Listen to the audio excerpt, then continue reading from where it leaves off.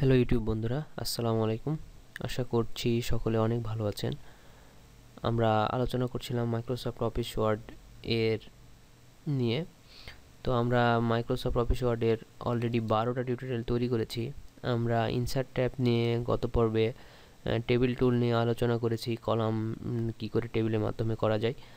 তো আজকে ইলাস্ট্রাকশন থেকে ইনসার্ট ট্যাবের আন্ডারে পিকচার ট্যাব নিয়ে আলোচনা করব। এটা মোস্ট ইম্পর্টেন্ট, বিশেষ করে আপনাদেরকে যখন বলেছিলাম পেজেস ট্যাব নিয়ে আলোচনা করার সময় যে কাভার পেজ তৈরি করতে আসলে এই পিকচার ট্যাবটা, ইলাস্ট্রাকশনের এই পিকচার ট্যাবটা অনেক গুরুত্বপূর্ণ। তো আমি তো দেখাবো যে কিভাবে কাভার পেজটা সুন্দর করে তৈরি করা যায়। তার আগে এই কাজগুলো আমাদের জানতে হবে।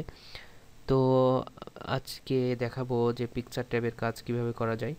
তো চলুন শুরু করি। প্রথমে পিকচার ট্যাবের এখানে আমি ক্লিক করলাম। করার পর থেকে এখানে আমি আপনার ডেস্কটপে রাখা যে কোনো আপনার কম্পিউটারে যে কোনো আপনি ছবি আপনি নিতে পারবেন। তো আমি এখান থেকে যে কোনো একটা পিক আমি নিচ্ছি। তো পেঙ্গুইনের ছবিটা আমি নিলাম। তো দেখুন এখান থেকে এই সবটা ছবিটা ওয়ার্প করা আছে এবং উপরে খেয়াল করে দেখুন এখানে একটি নতুন অপশান এসছে ফরম্যাট বলে। তো এই কাজগুলো আমি আজকে দেখাবো, কিন্তু দেখুন ছবিটাকে আমি মুভ করাতে পারছি না। এক্ষেত্রে আপনাদেরকে যে কাজটা করতে হবে সেটা হচ্ছে টেক্সট ওয়ার্পিংয়ে গিয়ে এখান থেকে আপনারা অনেক অপশান পাবেন। এই অপশানগুলো থেকে আপনাদেরকে ইন ফ্রন্ট অফ টেক্সট এই অপশানটাকে আপনারা ক্লিক করবেন। ক্লিক করার সঙ্গে সঙ্গে এই ছবিটাকে আপনারা যেখানে খুশি সেখানে মুভ করতে পারবেন। আর ছবি রিসাইজ করা এখান থেকে আপনারা ড্র্যাগ করলেই, এখানে ধরে ড্র্যাগ করলে ছোট বড় প্রস্থ সব কিছুই আপনারা এখান থেকে করতে পারবেন। তো আশা করি এটুকুই আপনারা বুঝতে পেরেছেন। আর এরপরে হচ্ছে ফরম্যাটের আন্ডারে রয়েছে অ্যাডজাস্টের এখান থেকে আপনারা এই ব্রাইটনেস আপনারা কম বেশি করতে পারবেন। দেখুন এটা আসলে 0 নর্মাল, অরিজিনালটা দেওয়া আছে। আপনারা এখান থেকে আমি -10 করে দিলাম। এরপর হচ্ছে কন্ট্রাস্টটা আপনারা বাড়াতে পারবেন, মানে এখানে যেটা খুশি আপনারা সেটা করতে পারবেন, যেটা ভালো লাগবে অ্যাডজাস্ট হবে সেটা করতে পারবেন।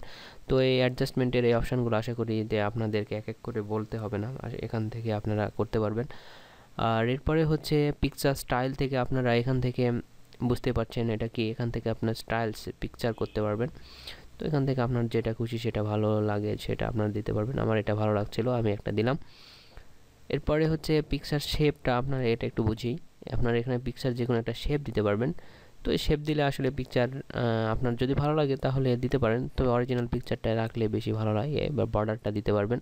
আমি অলরেডি যে স্টাইলটা দিয়েছি এই সাইডে একটা বর্ডার দেওয়া আছে অলরেডি, তো আমি বর্ডারটা দিচ্ছি না।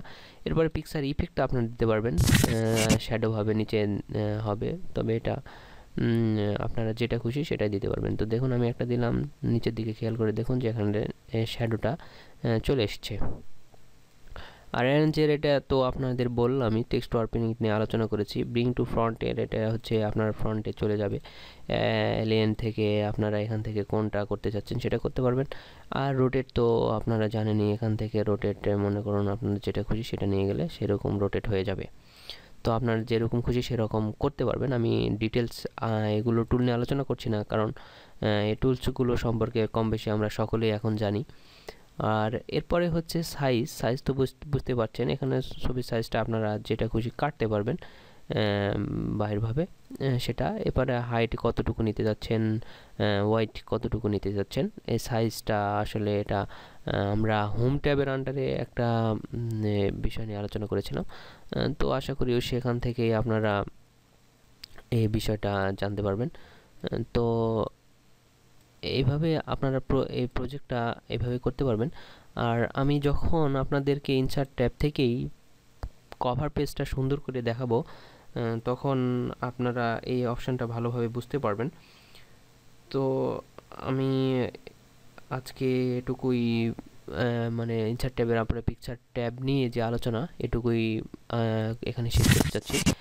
কেননা টিউটোরিয়ালটা অনেক বড় করতে চাই না, কেননা কভার পেজ নিয়ে আমি যখন একটা সুন্দর করে আপনাদেরকে কভার পেজ ক্রিয়েট করে দেখাবো তখন এই পিকচারের এখানটা এই অপশানটা তখন সেখানে আরও ডিটেলস আলোচনা করা হবে। এরপরে আমি আপনাদের সংক্ষেপে এই সবগুলো সম্পর্কে ফরম্যাটের আন্ডারে যেগুলো ছিল সবগুলোই আলোচনা করলাম।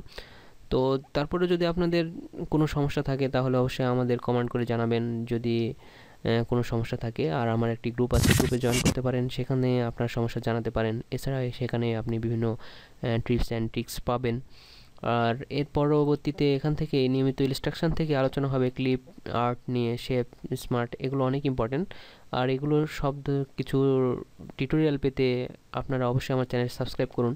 আর এই ভিডিওটা যদি ভালো লাগে তাহলে একটা লাইক দিন, আর কমেন্ট করে জানান আপনার কেমন লাগলো, আর আপনার বন্ধুদের সাথে এই ভিডিওটা শেয়ার করুন। তো সকলে ভালো থাকুন, আর পরবর্তী টিউটোরিয়াল দেখার আমন্ত্রণ জানিয়ে আজকে শেষ করছি। আসসালামু আলাইকুম।